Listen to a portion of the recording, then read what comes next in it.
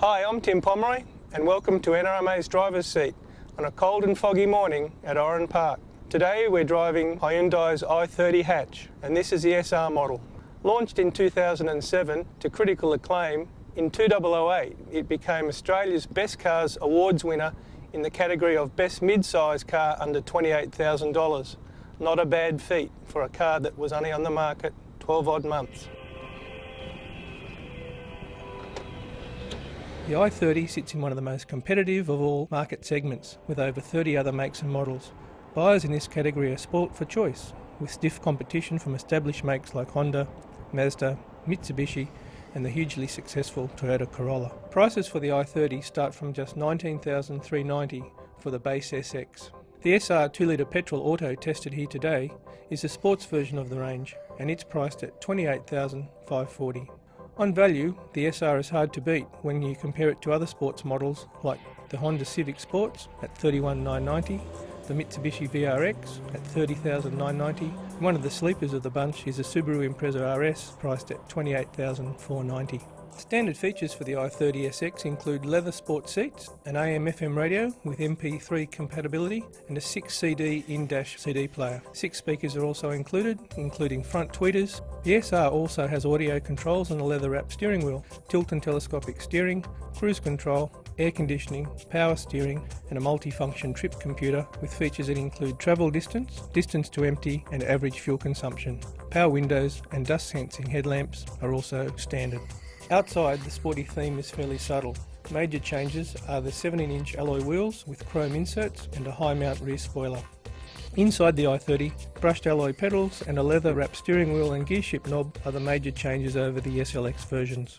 Inside, even the tallest driver will find a comfortable driving position behind the wheel without feeling cramped or restricted. The front seats are nicely bolstered on the seat base and backrest without being too firm, and they do a good job of securely holding the driver in place, especially on windy sections of road. Inside the i30 there are plenty of storage options. They include a lockable glove box, pop-up compartment in the top of the dash. Similarly, there's a compartment in the centre of the dash lower down, and in the centre console there are 2 cup holders. Also, the i30 has a 60/40 split fold rear seat that folds flat to provide a large cargo area. With the seats up, storage space is reduced, which can be a problem if you're carrying bulkier items. The i30 is user-friendly, and the controls and switchgear display a quality feel to touch and use that's been missing in previous efforts. The SR comes standard with 6 airbags and electronic stability control, giving it a 5-star NCAP safety rating. Sadly, it's not standard across the range, as the base model requires an option of a Protect Pack to get it up to the 5 stars. Powering the sporty SR is a 2-litre 4-cylinder petrol engine that produces 105 kilowatts of power and 186 newton meters of engine torque. There's a choice of either a 5-speed manual transmission or, as fitted to our test car, a 4-speed automatic. It's nice and quick off the mark, although the power sags a little through the mid-range. That said, its performance levels are above average for this class. A manual version driven a while back felt more responsive, and the diesel version is a real gem. Is the SR quick?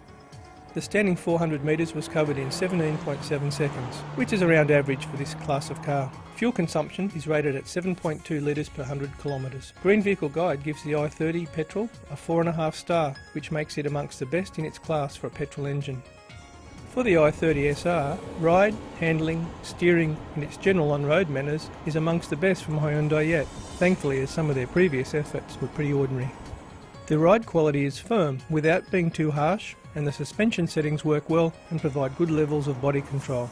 The only minor complaint is the electro-hydraulic power steering. It's nicely weighted, but a touch too vague in feel on corners for my liking. Braking from 80 kilometres in around 24 metres is average for this class, and the brake feel and consistency is a highlight of the new i30. The i30 has 3 child restraint anchor points fitted in behind the rear seats. It can easily accommodate 2 safe and sound child restraints across the back seats and still manages a medium-sized Steelcraft pram in the rear.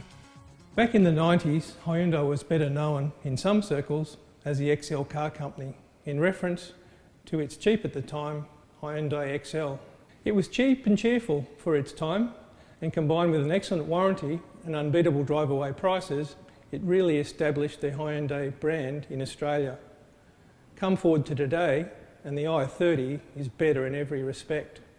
It builds on the build improvements and quality improvements first seen in the Hyundai Sonata back in 2004. The Hyundai i30 is a worthy winner of the Australia Best Cars Awards at its first attempt. Our only criticism of the i30 is its slightly vague off-centre steering feel and its limited cargo space in the rear with the seats up. If you would like further information on the i30 road test, click on Motoring and Road Test Reviews at the My NRMA website.